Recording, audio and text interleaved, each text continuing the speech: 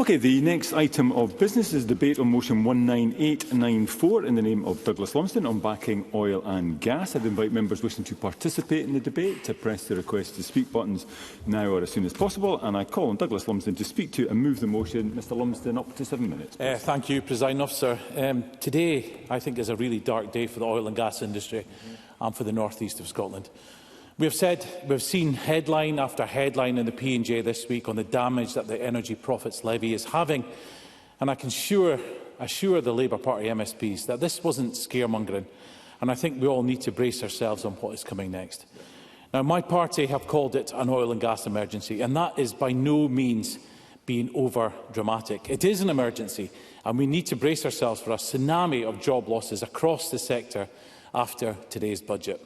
Because, as the OBR revealed earlier, the EPL is remaining and the intake from it is tailing off dramatically as they kill off the industry and the thousands of jobs with it. It is completely wrong.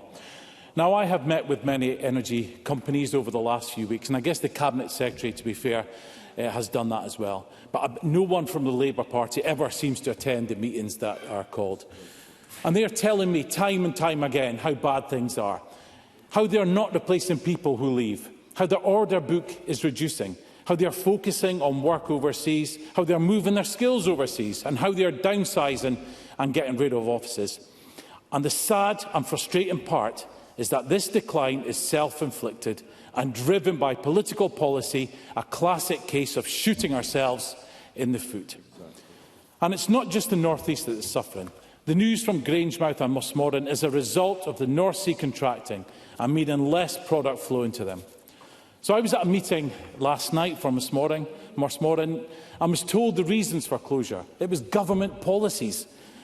They pay carbon tax of $20 million per year, with that due to double. High energy costs, less ethane available because of North Sea shutdown. And we were told that the ethylene that they produce is 50% more expensive than their competitors abroad. How can they compete in this market? Now, when global companies are choosing to walk away from Scottish energy and manufacturing because policy is hostile and uncertain, that is not a transition. That is economic vandalism. And we should brace ourselves for more, because as governments force the decline of homegrown hydrocarbons, more and more large pieces of infrastructure will become unviable. The gas plants, the pipelines, the terminals, they are all at risk. And I'll give way to Mr Ewan. I'm most grateful to Mr Lumsden giving way. Does he agree that we should actually take a leaf out of Norway's book, given that Equinor have just announced plans to drill 250 new wells, to invest $5.9 billion a year, and to maintain production up to 2035 at 2020 levels? Shouldn't we be following Norway's example? Douglas Lumsden. I couldn't agree more with Mr Ewan. And the sad fact is they're producing more. They're actually selling it to us. Well, they're producing it from the same basin as we're choosing to leave it in the ground. But, I also get angry with the SNP, because if you have a presumption against new oil and gas, then this is where it leads you.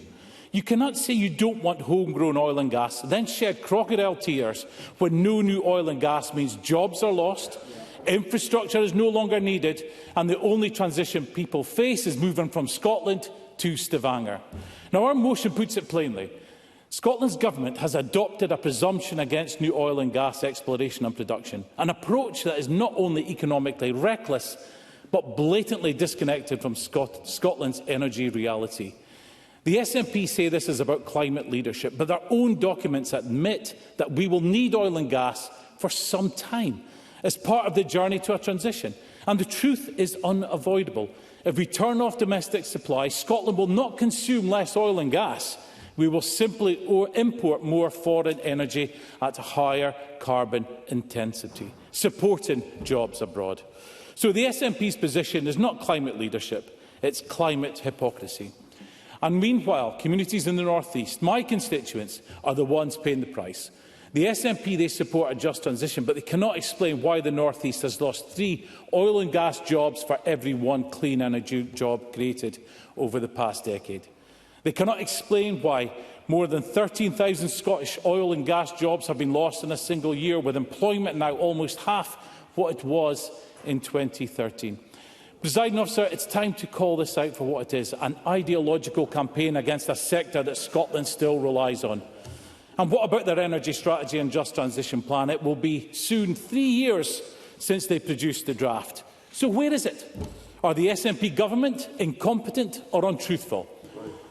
Do they no longer have any idea what should be in it? Or do they fear the backlash when people realise what is in it? I agree. I think it is both. I don't think they want to be honest with offshore workers on their position on oil and gas. And I don't think they want to be honest with our rural communities on the impact and the scale of expensive renewables will have on our countryside, whether that is monster pylons, battery storage or substations. They don't want to be honest with our fishermen on the impact on fishing grounds of offshore wind. And they don't want to be honest with households on the true cost of renewables and the impact on bills. Instead of the Cabinet Secretary jetting off around the world, she should meet with communities and hear the real concerns that people have. Presiding Officer, Scotland is blessed with one of the most highly regulated, low-carbon oil and gas basins in the world. The North Sea is not the problem. It's part of the solution. And the public agree. 84% of Scots support continuing domestic oil and gas production during the transition. So today, this Parliament must send a clear message.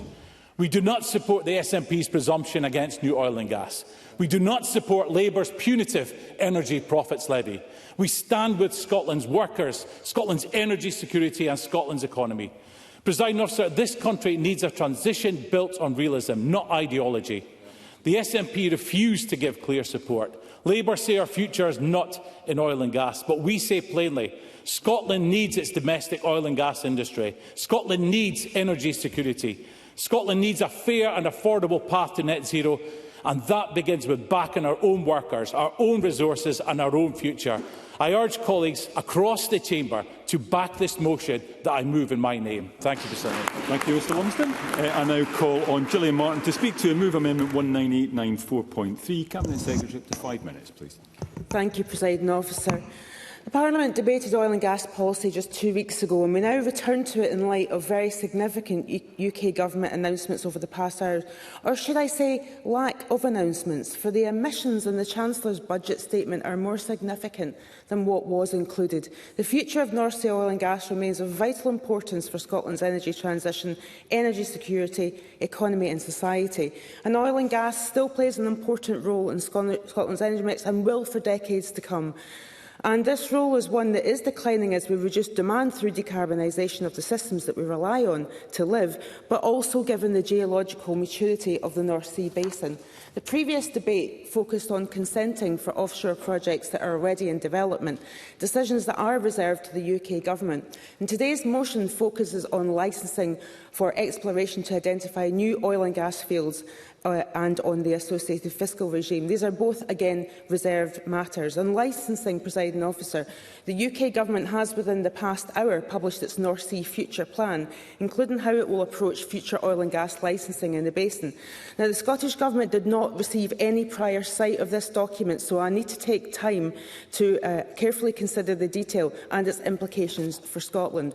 And will continue to call the UK Government to approach all of its reserved decisions on North Sea oil and gas projects on a rigorously evidence-led, case-by-case basis with climate compatibility and energy security as key considerations. I will. Douglas Lumsden. In terms of compatibility, environmental compatibility reports, so the compatibility report for Rosebank has been available for some weeks now. So does the SNP government back Rosebank, yes or no? Cabinet Secretary. Well, it's getting a little bit tiresome explaining the Scotland Act, Electricity Act and all the reserve functions of the UK Government to the Conservatives' energy spokesperson, who you think would be familiar with the detail of them. Meanwhile, we'll continue the Oil and Gas Transition Training Fund to support the industry-led Energy Skills Passport, provide enhanced training opportunities for oil and gas workers via our colleges. We've already invested more than £120 million in the North East through a Just Transition and Energy Transition funds to support the region's transition to net zero. And that funding has helped create new jobs, support innovation and secured highly skilled workforce for the future. We are on the side of energy workers. But I want to go now to the emissions that I referenced in the Chancellor's statement this afternoon. And this means turning to the fiscal regime in the North Sea, which is again reserved to the UK Government. I am deeply disappointed.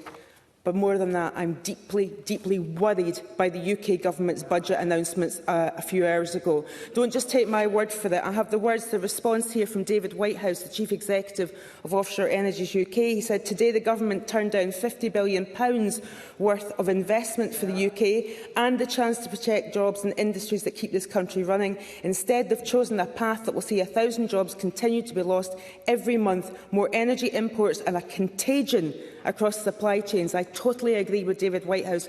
But on the other side of things, I want to explain how it's affecting communities. It's not just a tax on companies. It's not just a tax. I'll come to Fergus Ewing in a second, if I make my point, please. It's affecting communities, and not just in the North East, but across the whole of Scotland. Donna Hutchison, the Chief Executive of Aberdeen Cyrenians, has made clear the real-world consequences. She said, "Every job lost in the energy supply chain lands somewhere. It lands in a home, a family, a community. It can mean rent arrears, food bank visits, or a parent quietly skipping meals so their children don't have to." And I'll take Fergus Ewing. Briefly, Fergus Ewing. Well, would the way to avert these job losses not be to preserve and create the 1,000 jobs that would come from Cambo and Rosebank? And in particular, Rosebank's analysis, Equinor's analysis, is that the CO2 kilogram emissions is 12 or 13 per barrel, cutting to 3 if there's electrification. That compares with 80 for frack gas or LNG. Cabinet Secretary. I've used the short time I have just to make one point to Fergus Ewing, that I am fully in favour of electrification of production platforms. I think that the decrease in production emissions is absolutely important and something that should be taken into account when all licences are looked at. But I'm deeply worried by the UK Government's lack of even mentioning the EPL in the statement today. It's worse than not heeding warnings from the industry. The Labour Government have not taken the offer of Offshore Energies UK to reform the levy in a way that would prompt renewed investment whilst creating longer-term tax receipts for the UK Treasury. They did the work for the Government. They presented a plan. They presented them a way out. They would actually see more revenue coming to the Exchequer. And they weren't even referenced. And as far as I know, they've not even had a response. The EPL is also very much affecting investment in offshore wind. It's affecting stability of the energy supply chain. It's causing job losses well beyond oil and gas producers. It's having a ripple effect on communities in the North East, in Grangemouth and in Fife. But it's also preventing decommissioning of obsolete assets from taking place and all the jobs that come with that as well. It is simply a tax on the industrial workers and communities of Scotland. And frankly, I'm appalled that it's not been scrapped. There's one more thing to say before I sit down. And that is the brass neck of the Tories who introduced EPL, not even mentioning that they actually introduced the EPL and extended it, and it's shameful that they can't fess up. They would rather just mislead the public. Can I ask you to move your amendment, Cabinet Secretary? Moved. Thank you. Can we please make sure that we can hear the person that has the microphone? A bit of response and reaction to what is being said is one thing, but barracking in that way is not acceptable. I now call on Sarah Boyack to speak to and move Amendment 19894.4 up to 4 minutes. Ms Boyack. Thank you, Presiding Officer. I am pleased to open this debate for Scottish Labour and I move the amendment in my name. Today's debate should have been an opportunity for Parliament to come together, set out a clear, credible path for Scotland's energy future, but once again we're confronted with a motion from the Conservatives that is more about political theatre than serious long-term planning. And from the SNP we see the same pattern. No thank you. We have seen no thank you, I've got 4 minutes, less than already, and the complete absence of SNP strategic leadership. So let me be clear from the outset, Scotland's oil and gas industry has made a profound contribution to our economy, to workers' livelihoods and to energy security for decades. And the people who built that industry, the engineers, the offshore workers, supply chain businesses, deserve a future every bit as strong as its past.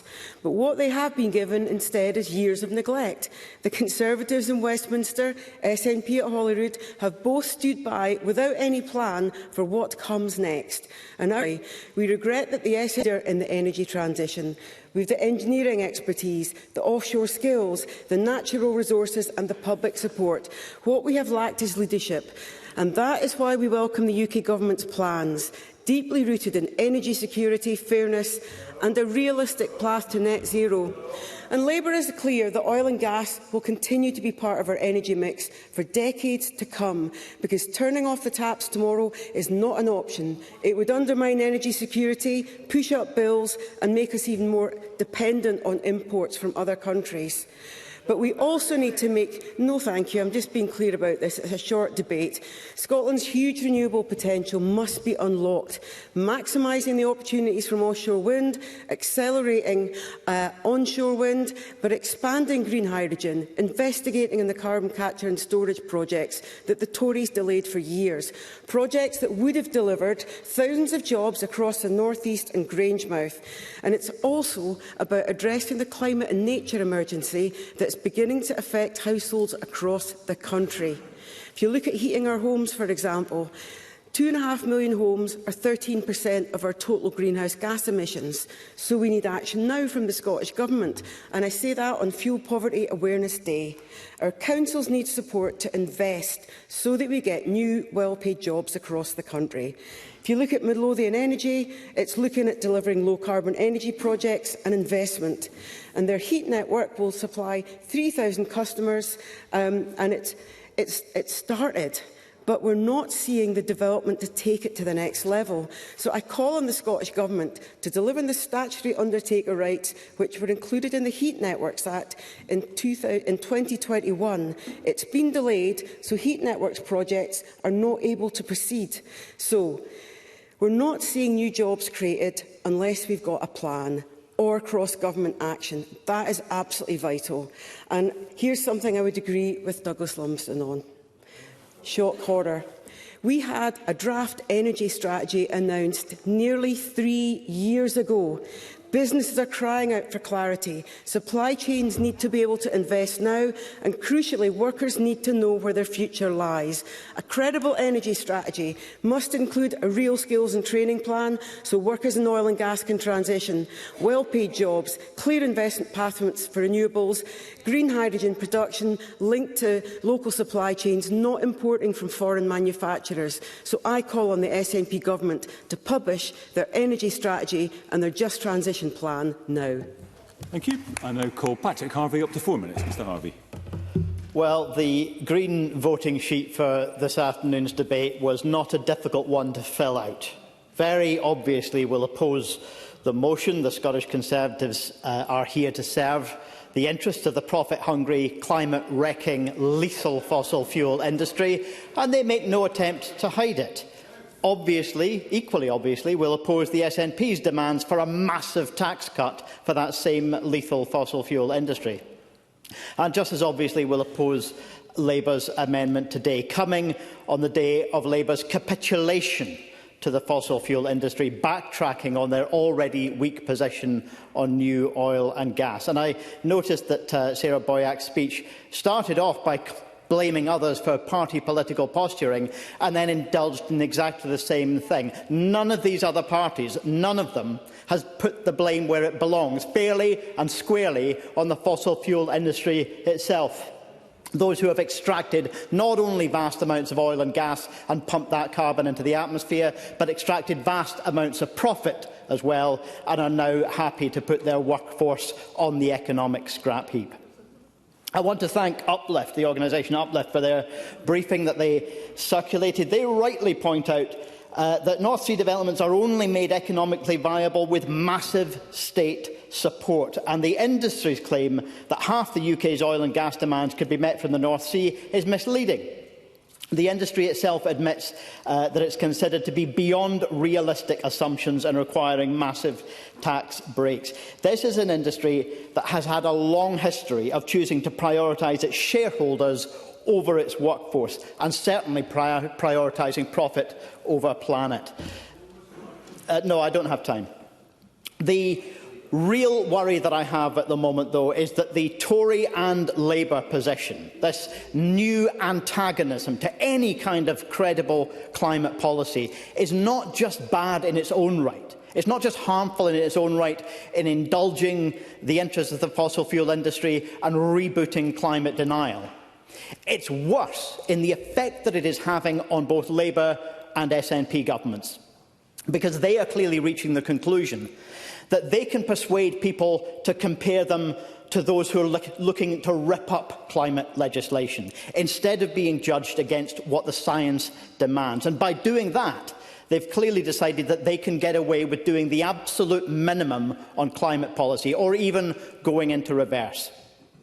That's why the Scottish Government think it's fine to scrap road traffic reduction targets, scrap any halfway serious action on clean heating, reject the UK Climate Change Committee's advice on agriculture, and demand a massive tax break for the fossil fuel giants who have brought the world to a state of climate emergency. But it's also quite clearly today why the UK Government thinks that it's fine to betray the trust of those who thought that the Labour manifesto commitment on oil and gas meant something. I was always sceptical, but I know there were those who thought that no new licences was a pledge worth having. Now it's clear that they will always put the interests of the fossil fuel giants first, and they don't care much for the last shreds of climate credibility that they once had. It's easy to forget, Presiding Officer, that it's only a few years since this Parliament had complete consensus in recognising the reality of the climate emergency. Well, the public still want climate action, and growing Green parties in all the nations of the UK will continue to call out those who back the multinationals. We'll stand up to the fossil fuel profiteers, and we'll show that a fairer, greener and more equal society is the only viable path ahead of us. Thank you, Mr Harvey. And I call Willie Rennie up to 4 minutes. Mr Rennie. In quite a unique collaboration, Offshore Energy UK and Scottish Renewables joined forces recently. They called for the Energy Profits Levy to be scrapped and replaced. They said unless we slow the pace of decline of the North Sea oil and gas, while simultaneously accelerating the scale and speed of renewable energy deployment, we face a widening gap in jobs, investment and capability that will weaken our economy.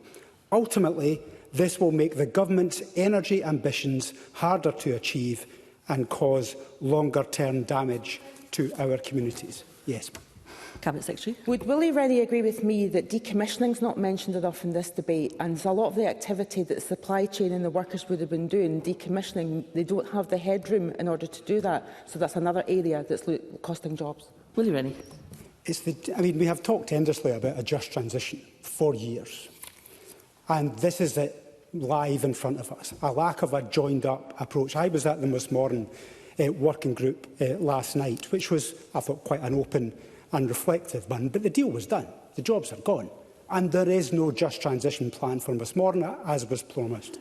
And this happens over and over again. Well, I understand the Scottish Government will point to the Westminster Government, but the reality is we don't have a plan that works together in a joined-up way to make this transition work.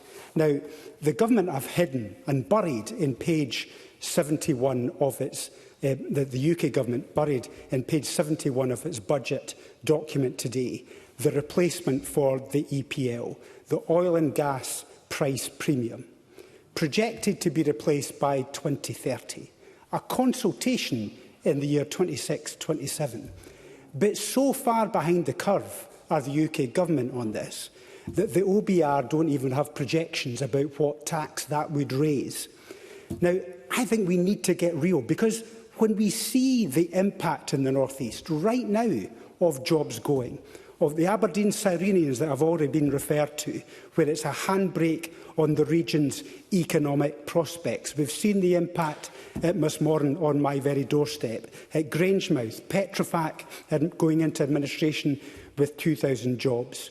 And many of those people won't go for other opportunities in Scotland. They might just disappear abroad. And we lose the skills base that might be essential to develop the renewables potential that this country has clearly got.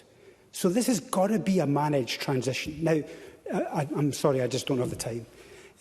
Of course, the North Sea, the oil and gas basin in the United Kingdom, is a declining resource. That's a geological fact. But we aren't making that decline any better by having such an aggressive EPL tax regime. And that's where the UK government needs to understand that if we are going to live with this for generations, we need to have a more sensible arrangement. Now, I'll admit, we supported a levy on the excess profits back in 2022. We thought that was the right thing to do at the time, because the profits were excessive. That doesn't mean we were committed to it forever and ignoring all the reality on the ground of an extended windfall tax arrangement, irrespective of the impact on people and their livelihoods. So the UK government, and I'm afraid the Scottish government, have got to get its act together and work on a proper just transition, so that we don't end up arguing the polar opposites in this debate, that we have, to some degree, a boring managed plan that allows people to live and work here and pay their taxes so that we can have energy security in this country, so that we can deliver on our climate change obligations all together. Now, is that too much to ask for? Sometimes it seems it is. Thank you, Mr Rennie. We will now move to the open debate. Backbench speeches of up to 4 minutes. I call Jamie Halker-Johnson to be followed by Kevin Stewart. Thank you, Presiding Officer. I welcome the opportunity to speak today, given the unquestionable but often overlooked importance of the oil and gas sector to the Highlands and Islands. My region has been at the forefront of the Scottish oil and gas industry since its beginning. But last week, the First Minister's remarks to this Parliament showed that he sees the future of the industry simply in terms of managed decline. This is quite a turnaround for a man who, not so very long ago, was talking about a second oil boom and how more than half of the value of the North Sea was still to be extracted. The SNP benches, with the odd honourable exception, have spent the last decade with a policy on oil and gas which mirrors their much ridiculed views on an independent Scotland's currency, unclear and constantly changing. Labour, too, have found themselves speaking with two faces, one presented to workers, another to their environmentalist support. And let's be clear, while these may be useful political tactics in the short term, the equivocation about our oil and gas sector from Labour at UK level and the SNP with their friends in the Scottish Green in this Parliament has cost investment. It's cost jobs, and it will continue to cost jobs unless things change. Grangemouth and Mossmoran may dominate the headlines, but facilities like Flotter and Sullom Voe oil terminals are vital to our communities in the Highlands and Islands as well. I've raised their futures with UK and Scottish ministers and will continue to do so, but we cannot just pretend that they are local matters. It's one of wider policy. And I would urge SNP ministers in this place and Labour ministers at Westminster, don't let these become another Grangemouth or Mossmoran. Don't wait until crisis forces you to act. Don't wait until it's too late and then create another constitutional fight over who's to blame. Talks on the future of both of these sites and others in Scotland should be ongoing. They should be happening now and in detail. Presiding Officer, as Patrick Harvey highlighted, the green prescription for Scotland, disastrous as it may be, at least it has the merit of being consistent. The same can't be said of the SNP and Labour, who seem to want tax revenues and jobs, but without the inconvenience of the industry. That position can't stand. As the Scottish Affairs Committee noted only last month, there is little sense of a just transition happening on the ground. We're hemorrhaging jobs, and the once-promised green jobs revolution has simply not materialised on anything like the scale that was suggested by the SNP. Meanwhile, the vital transferable skills that could contribute to clean energy roles are also being lost. What is clear, then, even if it is the long-term promises of the transition were realised, on its current trajectory, many skills from our oil and gas sector will disappear. Skilled workers are retiring, retraining or leaving the country for better prospects elsewhere. So what must be done? Well, abolishing the energy profits levy, as our motion called for, would have been a start, but yet again, Labour aren't listening. And there will be no silver bullet for the industry. Global economic forces will not stop at our borders. But what this chamber and governments, both here in Edinburgh and down in London, must do is get behind our oil and gas industry without equivocation and move to a strategy that clearly emphasises on maximising production. Because, as Fergus Ewing rightly highlighted, while their Rosebank development west of Shetland faces opposition from government, Equinor are pushing ahead plans to drill 250 oil and gas exploration wells in Norwegian waters over the next decade. So get licences approved, ensure there is a fair taxation. Oil and gas is going to continue to be in demand for the foreseeable future. The alternative would be devastating and is wholly unrealistic. There is no merit in offshoring production and destroying our own industry for the sake of statistics. A transition that simply means a greater reliance on imports in the short and medium term is one that fails to address our energy security, and one that harms not only our current industries, but our future industrial and economic potential, and all just to satisfy a paper-thin illusion of greater progress towards net zero. Yeah. Thank you. I now call Kevin Stewart to be followed by Douglas Ross.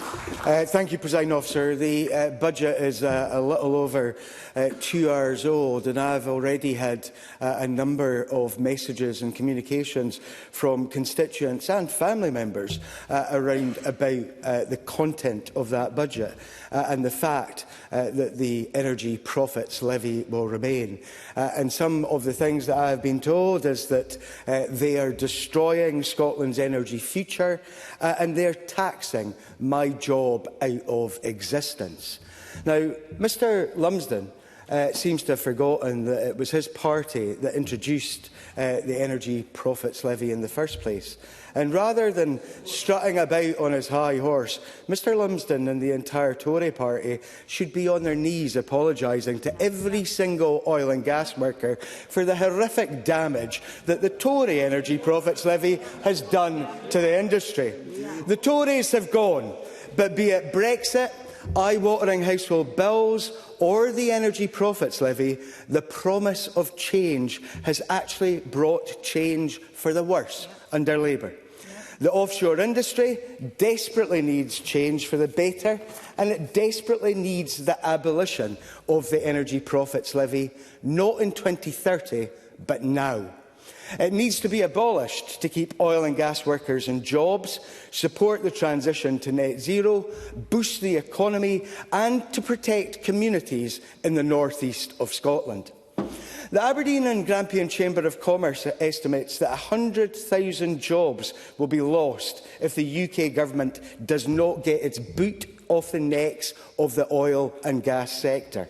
And it's not just the offshore oil and gas workers braving the perils of the North Sea or the Atlantic to ensure that the lights stay on and our homes stay warm this winter. It's also the tens of thousands of workers in the supply chain in every corner of Scotland and beyond. And the job losses have already begun. Just the other week, the Port of Aberdeen announced redundancies due to oil and gas activity falling by 25%. Labour must not do to the oil and gas workers as Thatcher did to our coal miners. Labour must stop following the Thatcherite blueprint of industrial decimation that has blighted Scotland's pit villages and instead listen to Offshore Energies UK by unlocking £50 billion worth of UK oil and gas projects, sustain tens of thousands of jobs and over time deliver higher tax receipts while supporting our energy security and net zero ambitions. And this is about the ambition to reach net zero. We cannot transition to net zero without the investment, expertise and skills of our offshore industry and our oil and gas workers. Because today's offshore oil and gas workers are tomorrow's offshore renewables worker. The Chancellor had the opportunity to abolish the energy profits levy today, and I'm gutted that she did not, as are thousands upon thousands of people that I and others represent. It is likely too late, but the Chancellor could think again and abolish the energy profits levy. However, in reality, I don't think she will, as neither she nor the Labour Party give a flying futret for Aberdeen and the north east of Scotland. Thank you, Mr Stewart. I call Douglas Ross, followed by Rhoda Grant. Thank you, Presiding Officer. What a dreadful speech that was by Kevin Stewart. Absolutely dreadful. And I'll come on and pick up on a number of the points in a moment, because it was completely blind to his own party's feelings on this issue. But I want to start on another point. Both Douglas Lumsden, in an excellent opening speech, and Willie Rennie mentioned Mossmoran. And I just can't get past this point. So I am going to use this debate to ask for a very simple answer from the Cabinet Secretary. In April 2024, her predecessor, Mary McCallum, said that the government were developing a just transition plan for Mossmorton. So where is that plan? Cabinet Secretary. I'll give way. I think Douglas Ross has been given the answer to this. What was actually announced by Mary McCallum was that a just transition plan for Mossmorton would be worked on after the deployment of the Grangemouth just transition plan, which is only a couple of months old. What we did not see coming is what ExxonMobil have done. The UK government knew a good few months in advance of us. Kate Forbes has been on record as saying when it was that she was told the issue was going to happen in Mossmorton with ExxonMobil. So the Just Transition Plan would have made no difference with regard to this announcement that we did not know about. Cabinet Secretary, thank you. That was a very long intervention. Douglas Ross. It was a very long answer. First of all, we don't know what difference it would make because no one's ever seen it. The government made a commitment, they made a pledge in this chamber that they were developing a just transition plan. And I would like the Cabinet Secretary, perhaps after this debate, to review her answer, because my understanding is from a Freedom of Information request that the Scottish Government said it was in progress. That was more than 2 months ago. If the Cabinet Secretary is just saying in the last couple of months they were starting to do this work, I think she has potentially misled this Parliament. But this is an issue that's not going to go away, because this is typical of the SNP. They make grand announcements in this chamber and then they don't do the work. And then they cry foul and blame other people when problems like this occur. But I do want to use the remainder of my time to focus on the rant that we had from Gillian Martin at the end of her speech about the EPL and the Conservatives, and, as I say, the disgraceful speech we've just had from Kevin Stewart. Because SNP Speaker after SNP Speaker has criticised the Energy Profits Levy. Not one of them has been honest enough to say that they called for it. They demanded it. They said there must be... I'm not going to give way to Kevin Stewart. I certainly will not waste my time on Kevin Stewart. But let Kevin Stewart listen to what some of his own SNP members had to say about an energy profits levy. If he turns round, he can ask Jackie Dunbar what on earth she was thinking when she said we must extend the windfall tax. Or if he turns back round and looks to his front bench, he can ask Gillian Martin what she was thinking when she said, and I quote, we need to put a windfall tax in operation. Or when he travels back to Aberdeen, he can ask Stephen Flynn why Stephen Flynn lodged a motion in the House of Commons which said the government should implement a windfall tax on companies.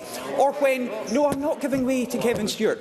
Or when Tom Arthur comes into this chamber, an SNP minister, he can maybe say not just why did Tom Arthur support the energy profits levy, he wanted it broadened. He said a strengthened windfall tax should be an important source of funding and it should be broadened. And John Swinney, the First Minister, says we have been clear that an enhanced windfall tax should fund the support in place of increased borrowing and spending cuts. I'll take no lectures from the SNP. They wanted the EPL. They called for it. They can't now cry foul when it's implemented. Thank you, Ms Ross.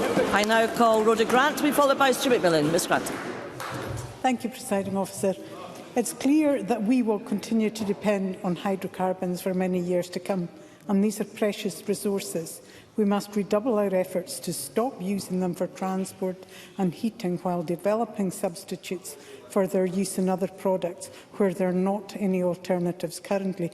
And I believed ahead of this debate that we all agreed we should not use all our reserves.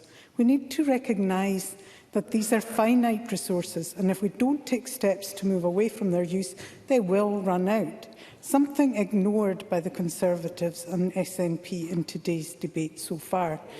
Neither do they take account of the damage caused to the planet by burning hydrocarbons and releasing more carbon into the atmosphere. That's not news. We've known about this for decades, and yet we are still far too dependent on these resources. We need to increase the pace of our development of alternatives, and we need to develop other industries in order to have a just transition for our workers. But that doesn't mean selling off our resources to the lowest bidder. The ScotWind auction is a case in point. The objective of an auction, I thought, was to find the highest bidder Whose idea was it to set a ceiling on this auction? The government's response is that this was to leave more money in the bidders' coffers for local workforce development and jobs. And that's spurious. There is no onus on those companies to do this. What it does do is boost the profits of these multinational companies with no return to the Scottish people. The £700 million raised at the auction could have been £8 to £10 billion, and that would have covered the SNP's black hole and left plenty to fund a just transition, something the Scottish Government have failed to do. It could have funded our further education sector, a sector that is crucial to a just transition. Colleges are the vehicles that will transition the skills of our workforce from oil and gas to renewables. What a wasted opportunity.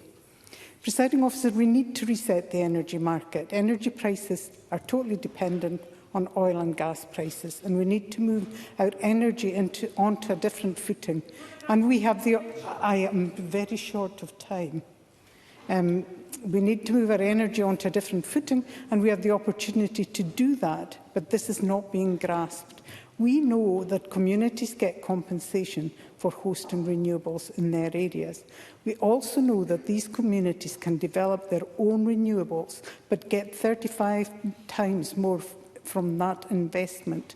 They're able to use those funds to tackle fuel poverty and build resilience in their communities. That is community wealth building in practice. I was so disappointed that the Scottish Government did not lease the Cruachmore wind farm in Cowal in Argyll and Bute to the Cowal Community Energy Company. And this is a community energy company that would have used the profits from that development to benefit their community, another wasted opportunity. The Scottish Government also rejected the amendment to the Land Reform Bill that would ensure that that could never happen again. If I have time? No, there's no time in hand. Okay, I'm sorry. So we need to ensure that priority is always given in future to community bids for leases and repowering opportunities of renewable energy on publicly owned land. That should be a right. Presiding Officer, the Conservatives bring this debate to the Chamber, having abjectly failed to decrease our dependence on hydrocarbons, to prepare our country for the future and to protect our planet for future generations. Thank you. I now call Stuart McMillan, who's joining us remotely, to be followed by Graeme Simpson. Ms McMillan. Thank you, Presiding Officer. Presiding Officer, every MSP recognises the economic impact the oil and gas sector has had for the wider economy since the 1970s. There's also clearly been an environmental impact. The sector, although North East based, has workers from across the country, in addition to companies in the supply chain. Therefore, for me, the debate on the oil and gas sector, and also the energy sector as a whole, is one for every MSP. I've got family who work in the sector and who previously worked in it. I've got friends who work in the sector. I've long since heard their concerns about the future of the sector. I also recognise that their views on renewable energy are not that positive, but that will not be the case for every worker in the oil and gas sector. Now, it's essential that the just transition happens. Now, Douglas Lumsden, in his contribution earlier, stated, and I quote, "Scotland needs a transition based on reality," and I very much agree with him on that point. The Cabinet Secretary has previously highlighted her own family background coming from Clydebank, and she's right to highlight the absolute carnage that was wrought on the communities along the banks of the Clyde when the shipbuilding industry was decimated by the Conservatives in the 1980s. Communities like mine are still struggling to fully deal with this.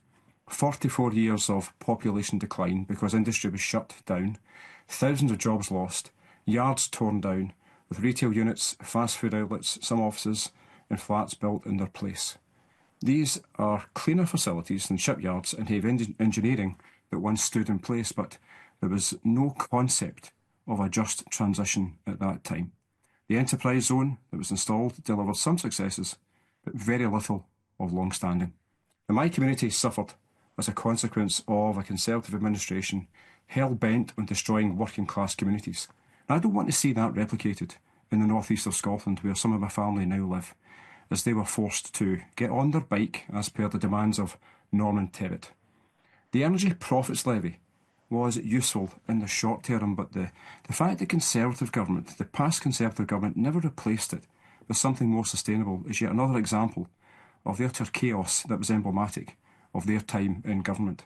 And as the SNP amendment states, and I quote, and recognises that communities in Scotland are now paying the price of the UK Conservative administration's levy on the Scottish industry. Now, my only challenge to my own party with the amendment is that the energy profits levy is the present-day equivalent to what the Tories do to Scotland any time that they are in power. The systematic demolition of industry and communities, or raking in the finances from the cash cow communities where it suits them, will always be fair game to the Conservatives. Now, Westminster, either Conservative or Labour, has failed to provide the industry with certainty or stability, directly opposed to supporting jobs and the just transition, safeguarding energy security and lowering bills. Now, fundamentally, the energy profits levy should be scrapped and a proportionate tax regime established. Now, there was a time when oil and gas giants were making windfall profits in the UK, but that isn't such the case now. They are global companies, and the vast majority of their profits are made out with the UK. And all the windfall tax is now doing is costing jobs and driving a more rapid decline in the North Sea. As a nation, as energy-rich as Scotland, it really should be a disgrace, and every single MSP should be appalled at this, that so many of our citizens are so energy poor. Now, while Labour promised to cut the bills by £300, the reality is that bills have risen, and the blame lies squarely at Westminster's door. Key powers over industry, trade, industrial relations, employment law and energy are all in Labour's hands. And that's why it's so vital that we remain steadfastly behind the renewable energy revolution and maximise the investment and opportunities that this will bring. If Westminster repeats the same mistakes of the past and allows Scotland's immense natural resources to be mismanaged, then we will all risk the same fate. And sadly, I don't want other communities to suffer 44 years of decline. Thank you, Ms McMillan. Thank you. I now call Graham Simpson. Up to 2 minutes, please.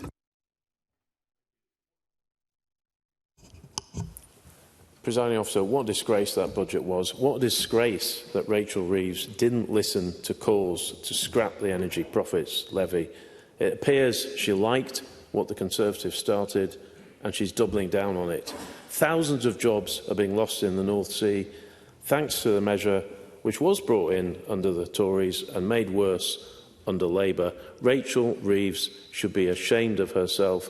She may just have sounded the death knell to the oil and gas industry in Scotland. But the SNP can't get off the hook because their anti-oil and gas rhetoric has had an impact.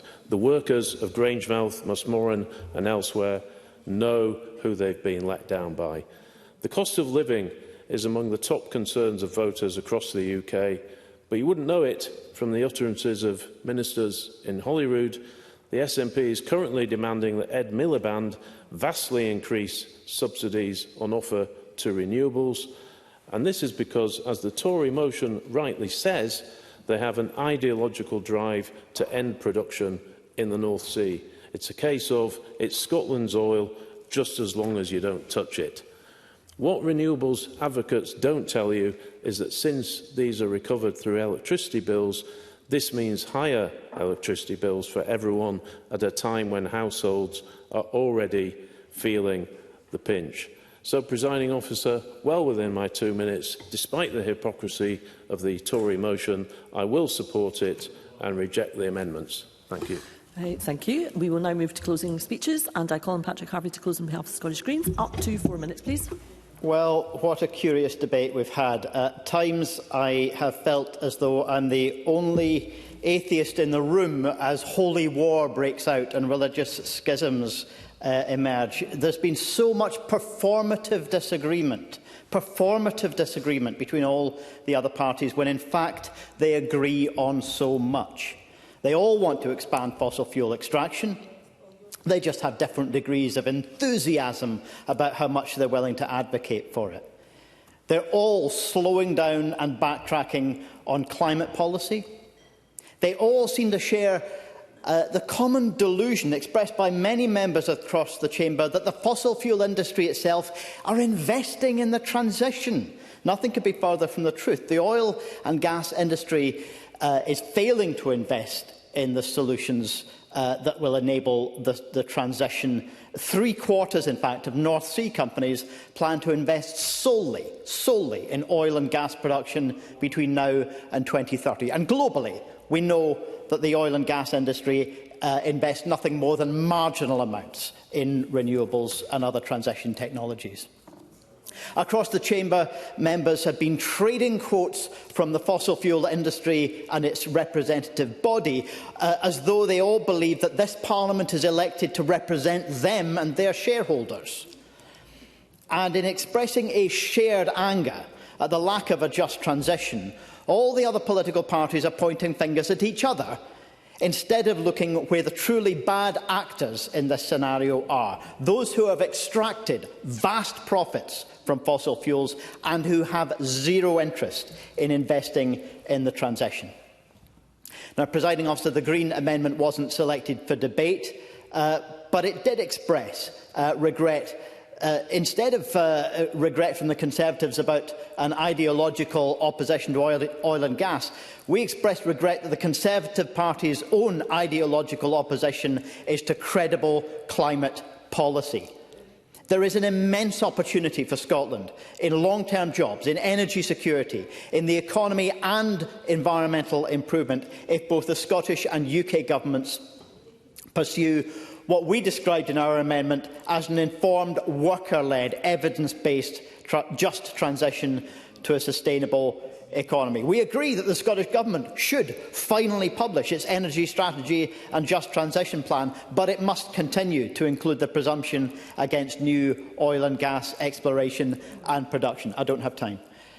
And we've called as well on the UK Government to ensure that the fossil fuel industry itself, those who have generated vast profits while causing the current climate emergency, pay enough tax to make a serious contribution to the cost of transition, instead of leaving that to fall on the state alone. Because that fundamentally is what's missing from every other political party's position on this crisis. The central reason why we see an unjust transition taking place is that no government is willing to hold accountable the billionaires who sit behind the fossil fuel industry, those who have lined their own pockets and are now putting their workers on the economic scrap heap, despite having caused an environmental crisis that will threaten all of our futures. That's what's needed for a just transition, is to hold economic power democratically accountable instead of leaving it to the self-interest of the billionaires. Thank you. I call on Sarah Boyack to close on behalf of Scottish Labour. Up to 4 minutes, please. In the last few weeks, we have discussed on several occasions the need for leadership and action to deliver a fair transition with new jobs across the country, as well as supporting those currently in the oil and gas sector going forward. So I do actually welcome today's announcement by the Chancellor of tackling the cost of living for working families by cutting costs on energy bills on average by £150 every year from April.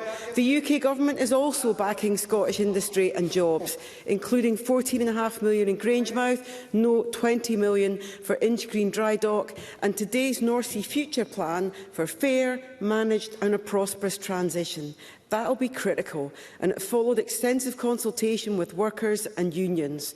So the UK Government will establish the North Sea Jobs Service, a world-leading national employment programme offering tailored end-to-end support for the current workforce seeking new opportunities, including in clean energy, defence, advanced manufacturing. And this service will give support to every step of a worker's career journey. It builds on the discussion we've had in here about the Energy Skills Passport, and it's going to be up to £20 million funding from the UK and Scottish Governments, following demand for the Aberdeen Skills Pilot to help oil and gas workers retrain. And I think the key issue of the Transitional energy certificates is going to be critical to support managing existing North Sea fields for the entirety of their lifespan, and a new jobs brokerage service to offer end-to-end career transition support. More skilled Scottish jobs, more opportunities for the green industries of the future to drive our economic growth.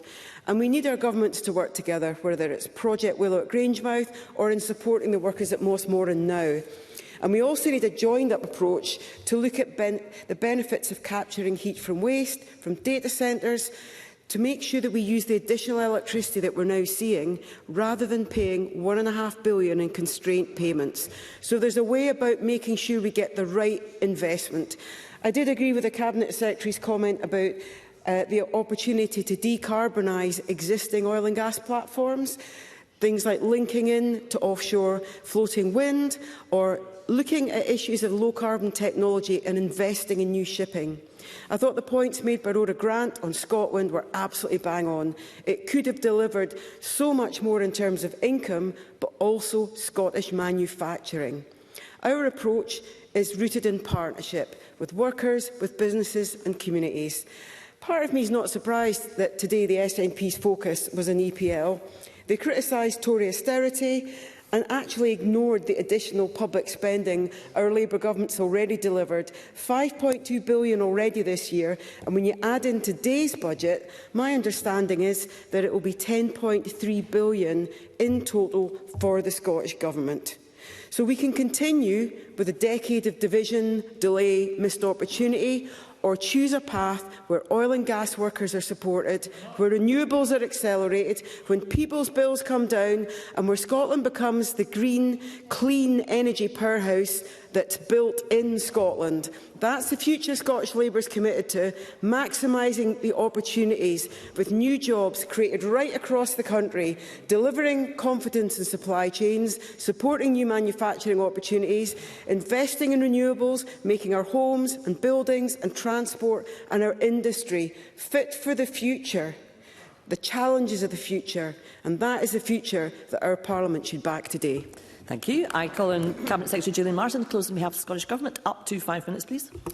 Thank you very much, Presiding Officer. I didn't really have to expect to correct quite a lot of misinformation that's coming through this.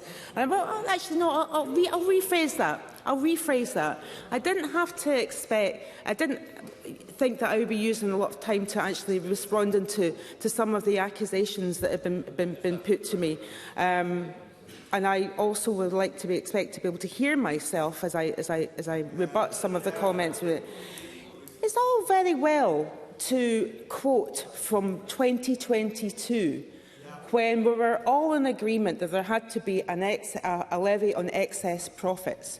Everyone across this chamber were in agreement that there was excess profits in 2022.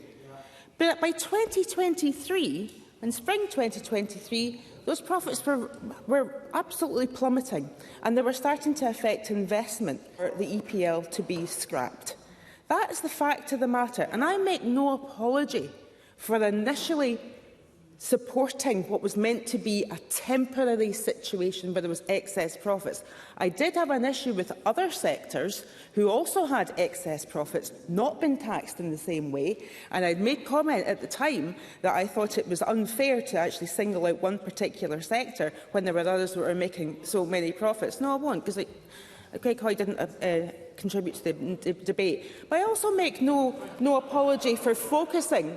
I don't know, is the Cabinet Secretary taking any interventions from the gentlemen that have just offered their interventions? No, I'm going to continue because I ran out of time. I ran out of time in my opening speech, and I'm not going to run out of time in this.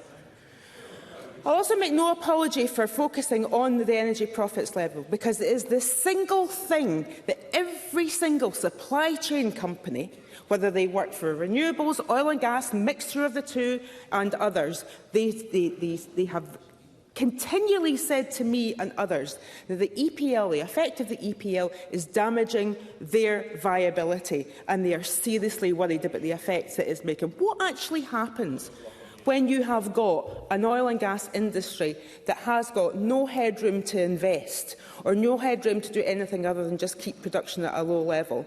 They do not invest in decommissioning, which creates thousands of jobs.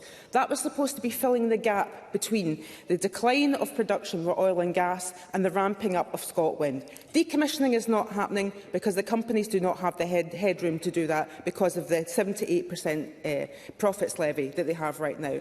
The supply chain starts to lose confidence as well. Many supply chains let people go. The people lose jobs. The people that have lost their jobs, they go elsewhere. They go to other parts of the world to heat our buildings for as long as they are heated with natural gas, because we're not producing enough of it domestically. And I want to also point to some. I mean, Sarah Boyack and Rhoda Grant. I can understand why they didn't want to dwell on EPL, because they must be secretly disappointed that there wasn't an announcement in Rachel Reeves' statement. We'll say that Boyack's shaking her head. She's obviously pleased that EPL continues. But as long as EPL continues in its current form, there are going to be 1,000 jobs a month lost. It is not going to be directly oil and other sectors in the community that depend on the clientele and people having money in their pocket. And it's going to affect my community that I represent. It's going to affect Fife, Grangemouth and further. It's not just a North East problem. It's not just an oil and gas problem. It has a very wide reach. And to be honest, people need to wake up to the fact that this is not about ideology. This is about protecting people's lives in a managed, just transition that has to happen, but it has to happen without cliff edges. And when cliff edges are appearing in the horizon, that's fine. We can prepare for them. But when they're brought forward by punitive fiscal policy, as ExxonMobil accused the Labour government of, then hell mend us all. And what we need to do to have a just transition is to have a fiscal policy that supports those workers in the supply chain and beyond. Thank you, Cabinet Secretary. And I call on Liam Kerr to wind up the debate on behalf of the Scottish Conservatives. Up to 6 minutes, please. Thank you, Presiding Officer. Douglas Lumsden's motion opens by regretting the ideological drive to end North Sea oil and gas exploration and production. Nothing in the contributions today from the SNP, the Greens, from Labour, including both amendments, suggests that they have the least recourse to facts or indeed practical reality, because they fail to confront a simple but overarching truth. Our society runs on oil and gas. So when Rhoda Grant makes facile comments about not using oil and gas, she utterly fails to recognise demand for oil and gas, to heat our homes, to power our factories, to run the trains, not just now, thank you, and to make plastics, not just now, thank you, and to make plastics that make our medical equipment, our food packaging, our phones, our cars, and the turbine blades and nacelle covers of wind turbines. Presiding Officer, demand for plastics is not falling, it is rising. Plastics are entirely synthetic, and they are made from oil and gas. They drive 12% of global oil demand. By 2030, that will be a third, and by 2050, a half. I'll take Brian Whittle. Brian Whittle.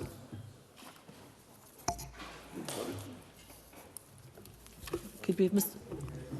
Thank you. I'm very grateful to my colleague. He's making a very good point here that actually will he agree with me that the oil and gas, or the oil that's extracted from the North Sea is very high-grade oil that's used in the petrochemical industry, that probably is sitting in all of our clothes at the moment, and without it, the NHS would collapse.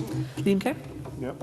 I think Brian Whittle makes exactly the point. There is no debate whether we use oil and gas. We are debating where we get it. Now, Conservative colleagues have made the positive case for why this must be from the North Sea. The SNP and Labour position, both today and in years past, I argue, is an ethical failure.